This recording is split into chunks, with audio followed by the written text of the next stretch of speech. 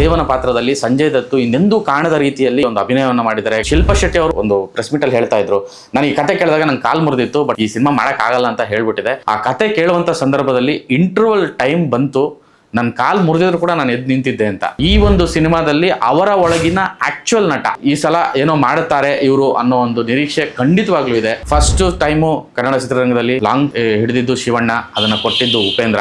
Content ನೋಡ್ಬೇಕಾದ್ರೆ, trailer ನೋಡ್ಬೇಕಾದ್ರೆ ಮಂಜುಳಾ ಅವ್ರು ನೆನಪಾಗ್ತಾರೆ. ಅಂದ್ರೆ ಒಂದು ಲುಕ್, ಒಂದು ಫ್ರೇಮ್ ಅಲ್ಲೇ ಕ್ರೇಜಿ ಸ್ಟಾರ್ ಏನೋ ಹೇಳ್ತಾ ಇದ್ದಾರೆ. ಅವರ ಛಾಯೆ, ಅವರ ಕಣ್ಣು, ಅವರ ಲುಕ್ಕು. ಸೊ ಸೆನೋರಿಟಾ ಟ್ರೈಲರ್ ಅಲ್ಲಂತೂ ಕಾಣಿಸ್ತಾ ಇದ್ದಾಳೆ. ಸೊ ಸಿನಿಮಾದಲ್ಲೂ ಸೆನೋರಿಟಾ ಇರ್ತಾಳ. ಕಿಚ್ಚ ಸುದೀಪ್ ಅವರ ಒಂದು ಎಂಟ್ರಿ ಆಗುತ್ತೆ, ಕಾಲ ಭೈರವನ ಒಂದು ಎಂಟ್ರಿ ಆಗುತ್ತೆ. KD ಪಾರ್ಟ್ 2 ಬರುತ್ತೆ. ಪಾರ್ಟ್ 2 ಅಲ್ಲಿ ಯಾರಪ್ಪ ನಾಯಕ ಅಂತ ಅಂದ್ರೆ ಅದು ಕಿಚ್ಚ ಸುದೀಪ್ ಆಗಿರ್ತಾರೆ ಅಂತ. ಆತ್ಮೀಯ ಕನ್ನಡ ಪಿಕ್ಚರ್ ವೀಕ್ಷಕರಿಗೆ ನಮಸ್ಕಾರ, ನಾನು ಪ್ರವೀಣೇಕ್ ಅಂತ. ಈ ಹೊತ್ತು ನಿಮ್ಮ ಮುಂದೆ ಬಂದಿರುವಂಥ ವಿಷಯ ನಿಮಗೆಲ್ಲ ಗೊತ್ತಾಯಿದೆ. 30ನೇ ತಾರೀಕು KD ಸಿನಿಮಾ ರಿಲೀಸ್ ಆಗ್ತಾ ಇದೆ.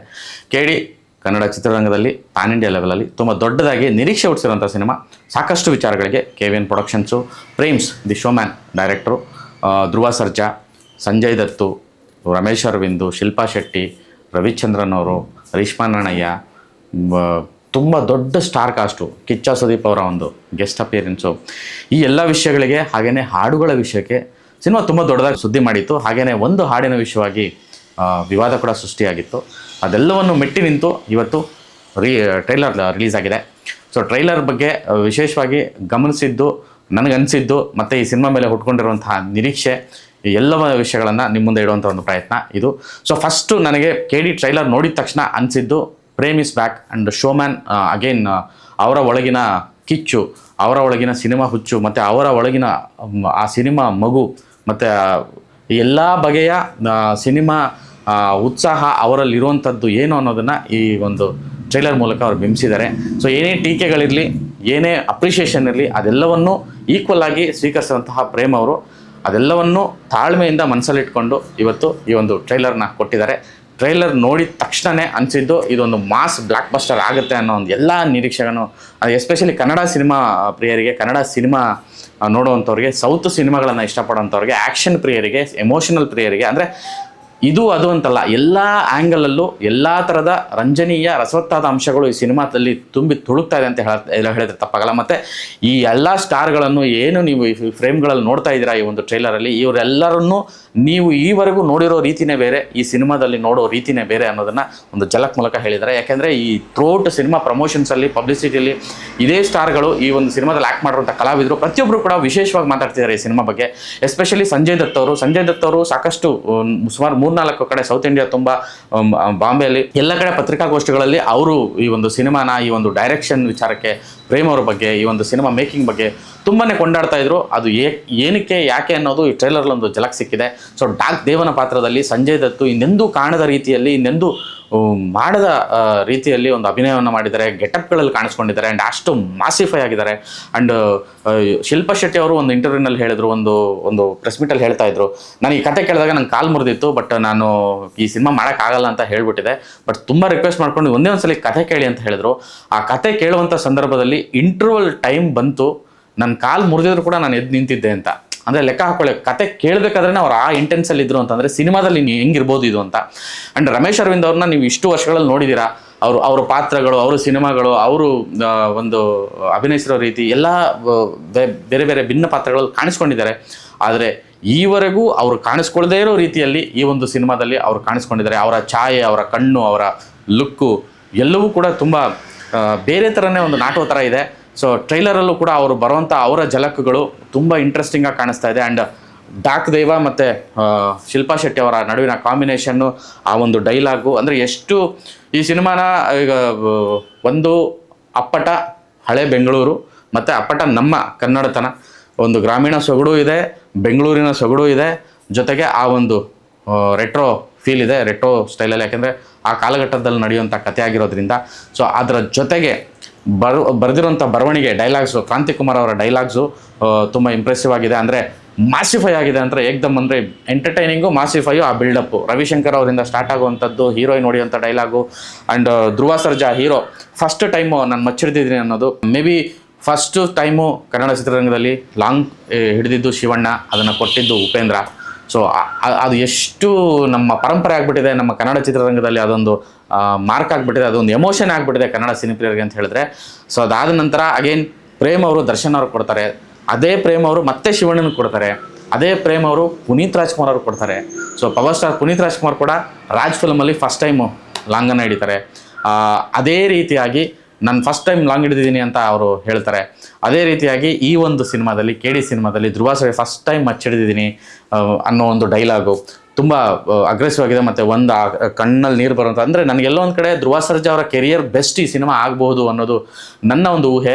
ಇಷ್ಟು ಸಿನಿಮಾಗಳನ್ನು ಧ್ರುವ ಸರ್ಜಾದ್ ನೋಡ್ಕೊಂಡು ಬಂದಿದ್ವಿ. ಧ್ರುವ ಸರ್ಜಾ ಸಾಕಷ್ಟು ಸಿನಿಮಾಗಳು ಅಂದರೆ ಬೇರೆ ಬೇರೆ ಆಯಾಮದಲ್ಲೇ ಮಾಡ್ಕೊಂಡು ಬಂದಿರುವಂಥದ್ದು, ಅಂದರೆ ಡೈಲಾಗ್ ಡೆಲಿವರಿ ಆಗಿರ್ಬೋದು, ಪಾತ್ರಗಳ ಆಯ್ಕೆ ಆಗಿರ್ಬೋದು. ಅಂದರೆ ಅದ್ದೂರಿಯಲ್ಲಿ ಒಂದು ಲವರ್ ಬಾಯ್ ಆಗಿ, ಆದಮೇಲೆ ಬಹುದ್ದೂರು ಭರ್ಜರಿಯಲ್ಲಿ ಒಂದು ಆ್ಯಕ್ಷನ್ ಪ್ರಿನ್ಸ್ ಆಗಿ, ಆ್ಯಂಡ್ ಮಾರ್ಟಿನಲ್ಲಿ ಒಂದು 2 ಶೇಡಲ್ಲಿ ಬೇರೆ ಭಿನ್ನವಾಗಿ ಕಾಣಿಸ್ಕೊಂಡಿರುವಂತಹ ಧ್ರುವ ಸರ್ಜಾ ಈ ಸಲ ಅಂದರೆ ಪೊಗುರೋಲು ಅಗೇನ್ ವೆರೈಟಿ ಶೇಡ್ ಇದ್ದಂಥ ಒಂದು ಕ್ಯಾರೆಕ್ಟ್ರು.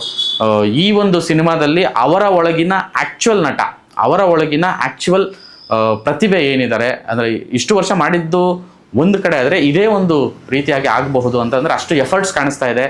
ಅಂದರೆ ಅವರು ಬಾಡಿ ಚೇಂಜ್ ಓವರ್ ಮಾಡ್ಕೊಂಡಿರೋ ರೀತಿ ಆಗಿರ್ಬೋದು, ಮತ್ತು ಅವರ ಡೈಲಾಗ್ ಡೆಲಿವರಿ ಆಗಿರ್ಬೋದು, ಎಮೋಷನ್ಸ್ನ ಕೊಟ್ಟಿರೋದಾಗಿರ್ಬೋದು, ಆ ಒಂದು ಧ್ವನಿಯಲ್ಲೇ ಈ ಸಲ ಏನೋ ಮಾಡುತ್ತಾರೆ ಇವರು ಅನ್ನೋ ಒಂದು ನಿರೀಕ್ಷೆ ಖಂಡಿತವಾಗ್ಲೂ ಇದೆ. ಆ್ಯಂಡ್ ರೇಷ್ಮಾ ನಾರಾಯಣನ್ ಬಗ್ಗೆ ಹೇಳಲೇಬೇಕು. ಏಕಲವ್ಯ ಸಿನಿಮಾ ಮೂಲಕ ಪ್ರೇಮ್ ಅವರೇ ಇಂಟ್ರಡ್ಯೂಸ್ ಮಾಡ್ತಾರೆ.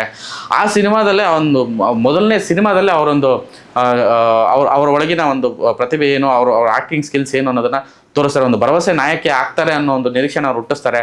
ಅದಾದಮೇಲೆ ಅವರು UIL ಮಾಡಿದರು, ಸಾಕಷ್ಟು ಸಿನಿಮಾಗಳನ್ನ ಮಾಡಿದ್ರು, ವಾಮನ ಸಿನಿಮಾದಲ್ಲೆಲ್ಲ ಮಾಡಿದ್ರು. ಒಂದಷ್ಟು ಸಿನಿಮಾಗಳಾದಮೇಲೆ ಅಗೇನ್ ಮತ್ತೆ ಪ್ರೇಮ್ ಅವರ ಗರಡಿಲಿ ಮಚ್ಚಲಕ್ಷ್ಮಿ ಪಾತ್ರದಲ್ಲಿ, ಅಂದರೆ ನನಗೆ ಇದು ಕಂಟೆಂಟ್ ನೋಡ್ಬೇಕಾದ್ರೆ, ಟ್ರೈಲರ್ ನೋಡ್ಬೇಕಾದ್ರೆ ಮಂಜುಳಾ ಅವ್ರು ನೆನಪಾಗ್ತಾರೆ. ಅಂದರೆ ಏನು ಸಂಪತ್ತಿಗೆ ಸವಾಲ್ ಮಂಜುಳಾ ಥರ, ಅಂದರೆ ತುಂಬ ಗಯ್ಯಾಳಿ ಪಾತ್ರ ಅಥವಾ ಅಷ್ಟು ಅಗ್ರೆಸಿವ್ ಇರೋ ಪಾತ್ರ, ಅದ್ರ ಜೊತೆಗೆ ಅಷ್ಟೇ ಎಮೋಷ್ನಲ್ ಆಗಿ ಕೂಡ ಕಾಣಿಸ್ತಾ ಇರೋದು ಇಂಟ್ರೆಸ್ಟಿಂಗ್ ಆಗಿದೆ. ಆ್ಯಂಡ್ ಕ್ರೇಜಿ ಸ್ಟಾರ್ ಒಂದು ಲುಕ್ಕು, ಒಂದು ಫ್ರೇಮಲ್ಲೇ ಕ್ರೇಜಿ ಸ್ಟಾರ್ ಏನೋ ಹೇಳ್ತಾ ಇದ್ದಾರೆ. ಅಂದರೆ ಇಡೀ ಸಿನಿಮಾ ತುಂಬೆಲ್ಲ ಹಬ್ಬ, ಅಷ್ಟು ದೊಡ್ಡ ಕಲಾವಿದರ ಹಿಂಡು, ಅಷ್ಟು ಕಲರ್ಫುಲ್ ಆಗಿದೆ ಸಿನಿಮಾ, ಆ್ಯಂಡ್ ಅಷ್ಟು ಮಾಸಿಫೈ ಆಗಿದೆ, ರಕ್ತಸಿಕ್ತವಾಗಿದೆ. ಎಲ್ಲೊಂದು ಕಡೆ ಮಾಸ್ ಆಡಿಯನ್ಸ್ಗೆ BC ಮಾಸ್ ಎಸ್ಪೆಷಲಿ ಹಬ್ಬ ಅಂದರೆ ದೊಡ್ಡ ಹಬ್ಬ ಅವ್ರಿಗೆ. ಆ್ಯಂಡ್ ಫ್ಯಾಮಿಲಿ ಆಡಿಯನ್ಸು ಈ ಸಿನಿಮಾ ನೋಡ್ತಾರೆ, ರಂಜಿಸುತ್ತೆ, ಅಳ್ತಾರೆ. ಸೊ ಜೋಗಿ ಹೇಗೆ ಒಂದು ಫ್ಯಾಮಿಲಿ ಮಾಸು ಎಲ್ಲ ವರ್ಗವನ್ನು ಕವರ್ ಮಾಡ್ತೋ, ಎಲ್ಲರನ್ನೂ ಅಳಿಸ್ತು, ನಗಿಸ್ತು, ಎಂಟರ್ಟೈನ್ ಮಾಡ್ತು, ಕುಣಿಸ್ತೋ, ಅದೇ ರೀತಿಯಲ್ಲಿ ಈ ಸಿನಿಮಾ ಕೂಡ ಆಗುತ್ತೆ ಅನ್ನೋ ಒಂದು ನಿರೀಕ್ಷೆ ಈ ಟ್ರೈಲರ್ ನೋಡಿದ್ಮೇಲೆ ಅನ್ಸಕ್ಕೆ ಶುರುವಾಗಿದೆ. ಬಿಕಾಸ್ ಹಾಡುಗಳು ಆಗಿದೆ. ಆ್ಯಂಡ್ ಪ್ರೇಮ್ ಅವ್ರ ಸಿನಿಮಾ ಅಂತಂದರೆ ಅಲ್ಲಿ BGM ಲೆವೆಲ್ ಬೇರೆ ಇರುತ್ತೆ. ಆ್ಯಂಡ್ ಅರ್ಜುನ್ ಜನ್ಯ ಮತ್ತು ಪ್ರೇಮ್ ಅವರ ಕಾಂಬಿನೇಷನ್ನು ಮಾಡಿರೋದು ಯಾವುದೂ ಕೂಡ ಇಲ್ಲಿವರೆಗೂ ಮ್ಯೂಸಿಕಲ್ಲಿ ಸೋತಿದ್ದಿಲ್ಲ. ಅಷ್ಟು ದೊಡ್ಡ ಎಲಿವೇಷನ್ಗಳೇ, ಅಷ್ಟು ದೊಡ್ಡ ಹಿಟ್ಗಳೇ, ಅಷ್ಟು ದೊಡ್ಡ ಇನೋವೇಷನ್ಗಳೇ. ಆ್ಯಂಡ್ KD ಸಿನಿಮಾದಲ್ಲಿ ಆ ಥರದ ಇನೋವೇಷನ್ಸ್ ತುಂಬ ಆಗಿದೆ ಅಂತ ಅನ್ನಿಸ್ತಾ ಇದೆ. ಬಿಕಾಸ್ ಟ್ರೈಲರಲ್ಲಿ ಅವರು ಬಳಸಿರೋಂಥ ಬ್ಯಾಕ್ಗ್ರೌಂಡ್ BGM ಆಗಿರ್ಬೋದು, ಅದನ್ನು ಟ್ರೀಟ್ಮೆಂಟೇ ಹೊಸದಾಗಿದೆ. ಟ್ರೈಲರ್ ಕಟ್ ಮಾಡಿರೋ ರೀತಿ ಮತ್ತು ಅದಕ್ಕೆ ಕೊಟ್ಟಿರೋ ಮ್ಯೂಸಿಕ್ಕು ಹೊಸದಾಗಿದೆ. ಒಂದು ಥೀಮ್ನ ತುಂಬ ಚೆನ್ನಾಗಿ ಎಲಿವೇಟ್ ಮಾಡಿರೋ ರೀತಿ. ಸೊ ಹಾಗಾಗಿ ಅವರ ಒಂದು ಮ್ಯೂಸಿಕಲ್ಲೂ ಕೂಡ ತುಂಬ ಇಂಟ್ರೆಸ್ಟಿಂಗಾಗಿ ಕಾಣಿಸ್ತಾ ಇದೆ. ಅಂದರೆ ಸಿನಿಮಾ ತುಂಬೆಲ್ಲವೂ ಅಷ್ಟು ಎಂಗೇಜಿಂಗ್ ಆಗಿ ಎಲ್ಲ ಆ್ಯಂಗಲಲ್ಲೂ ಆಡಿಯನ್ಸ್ನ ಗ್ರ್ಯಾಬ್ ಮಾಡೋ ಥರ ಇದೆ. ಅಪ್ಪಟ ಥಿಯೇಟ್ರಿಕಲ್ ಎಕ್ಸ್ಪೀರಿಯನ್ಸ್ 100% ಮಾಡಿರ್ತಾರೆ ಅನ್ನೋದು ತುಂಬ ದೊಡ್ಡ ನಿರೀಕ್ಷೆ ಇದೆ. ಬಿಕಾಸ್ ಈ ಸಿನಿಮಾಗೆ ಕೆಲಸ ಮಾಡಿರೋ ತಂತ್ರಜ್ಞರು, ಕಲಾವಿದರು ಮತ್ತು ಎಸ್ಪೆಷಲಿ ಶೋಮ್ಯಾನ್ ಪ್ರೇಮ್ ಅವರು ಸೌಂಡಿಂಗಲ್ಲಿ, ವಿಜುವಲಲ್ಲಿ ವೆರಿ ಪರ್ಟಿಕ್ಯುಲರ್, ವೆರಿ ಕ್ಲಿಯರ್. ಅವರ ಅಷ್ಟು ಸಿನಿಮಾಗಳಲ್ಲಿ ಆ ಕ್ವಾಲಿಟಿ ವಿಚಾರಕ್ಕೆ ಅವ್ರು ಯಾವತ್ತೂ ಕಾಂಪ್ರಮೈಸ್ ಆಗಿದ್ದಿಲ್ಲ. ಸೊ ಈ ಒಂದು ಸಿನಿಮಾ, ನಾನು ಸುಮಾರು ಜನ ಕಮೆಂಟ್ಸ್ ಅದು ಇದು ನೋಡ್ತಾ ಇದ್ದೆ, ಜಾತ್ರೆ ಹಂಗೆ ಹಿಂಗೆ ಅಂತಲೇ. ಆ್ಯಕ್ಚುಲಿ ಸಿನಿಮಾ ನೋಡಿದಾಗ ಅದೆಲ್ಲವೂ ಅವ್ರಿಗೆ ಅರ್ಥ ಆಗುತ್ತೆ, ಯಾರ್ಯಾರು ಆ ರೀತಿ ಹೇಳ್ತಿದ್ದಾರೆ ಅಂತ. ಸೊ ನನ್ನ ಒಂದು ವೈಯಕ್ತಿಕ ಅಭಿಪ್ರಾಯ ಇದು. ಸೊ ನಾನು ಈ ಕಂಟೆಂಟ್ ನೋಡಿದಾಗ ನನಗನ್ಸಿದ್ದಂತಹ ಇದು ವಿಲಿಯಂ ಡೇವಿಡ್ ಅವ್ರ ಬಗ್ಗೆ ಮಾತಾಡಬೇಕು. ಅವರು ನಮ್ಮ ಕನ್ನಡ ಚಿತ್ರರಂಗದ ದೊಡ್ಡ ಆಸ್ತಿ, ಒಳ್ಳೆಯ ಕಣ್ಣು, ಅದ್ಭುತ ಕಣ್ಣು. ಅವರ ಕಣ್ಣಲ್ಲಿ ಕಂಡಿರುವಂಥದ್ದು ಅವರ ಛಾಯಾಗ್ರಹಣದ ಈ ಸಿನಿಮಾ. ಸೊ ಟ್ರೈಲರಲ್ಲೇ ಒಂದಷ್ಟು ಶಾರ್ಟ್ಸ್ನ ನೀವು ನೋಡ್ತೀರಾ. ಆ್ಯಂಡ್ ಸಂಕೇತ್ ಅಂತ ಎಡಿಟರು, ಸೊ ಸಂಕಲನಕಾರ ಸಂಕೇತ್ ಅವರ ಶ್ರಮ ಕೂಡ ಈ ಸಿನಿಮಾದಲ್ಲಿ ತುಂಬ ದೊಡ್ಡದಾಗಿ ಕಾಣಿಸ್ತಾ ಇದೆ. ಆ್ಯಂಡ್ ಇವು ಅಂದರೆ ನಾಟ್ ಓನ್ಲಿ ನಮ್ಮ ಅದೇ ಲೋಕಲ್ ಕಲಾವಿದರು ಅಥವಾ ಟೆಕ್ನಿಷಿಯನ್ಸ್ ಮಾತ್ರ ಅಲ್ಲ, ಈ ಸಿನಿಮಾಗೆ ಇಂಟರ್ನ್ಯಾಷನಲ್ ಲೆವೆಲಲ್ಲಿ ಕೆಲಸ ಆಗಿದೆ. ನ್ಯಾಷನಲ್ ಲೆವೆಲ್ ತುಂಬ ದೊಡ್ಡ ಟೆಕ್ನಿಷಿಯನ್ಸು, ಅದು ಒಂದೊಂದಾಗಿ ಬಿಡಿಬಿಡಿಯಾಗಿ ಸಿನಿಮಾ ರಿಲೀಸ್ ಆಗುವಂಥ ಸಂದರ್ಭದಲ್ಲಿ, ರಿಲೀಸ್ ಆದಮೇಲೆ ಅವರವರ ಕೆಲಸದ ಬಗ್ಗೆ ನಾನು ಮಾತಾಡ್ತಾ ಹೇಳ್ತೀನಿ. ನನಗೆ ಈ ಟ್ರೈಲರ್ ನೋಡಿದಾಗ ಇಷ್ಟೆಲ್ಲ ವಿಷಯ ಅನ್ನಿಸ್ತು. ಆ್ಯಂಡ್ ಒಂದೊಂದು ಪಾತ್ರವೂ ಕೂಡ ಹಿಂಗೆ ಹೋಗೋದಲ್ಲ, ತುಂಬ ಇಂಪ್ಯಾಕ್ಟ್ ಮಾಡಿ ಹೋಗೋ ರೀತಿಯಾಗಿ ಕಾಣಿಸ್ತಾ ಇದೆ. ಆ್ಯಂಡ್ ನಮ್ಮ KVN ಪ್ರೊಡಕ್ಷನ್ಸು ಇಷ್ಟು ಈ ಥರದೊಂದು ಕಂಟೆಂಟ್ ಕೊಡ್ಬೇಕಾದ್ರೆ ತುಂಬ ಗಳಿಸ್ಬೇಕು. ಮತ್ತು ಈ ಕಂಪ್ಲೀಟ್ ಸಿನಿಮಾನ ಸೆಟ್ಗಳಲ್ಲಿ ಶೂಟ್ ಮಾಡಬೇಕು ಅಂದರೆ ಹಳೆ ಬೆಂಗಳೂರನ್ನ ರೀಕ್ರಿಯೇಟ್ ಮಾಡೋದಿದೆಯಲ್ಲ ಅದಷ್ಟು ಸುಲಭದ ಮಾತಲ್ಲ. ಆ್ಯಂಡ್ ಸಾವಿರಾರು ಡ್ಯಾನ್ಸರ್ಸ್ ಇದ್ದಾರೆ.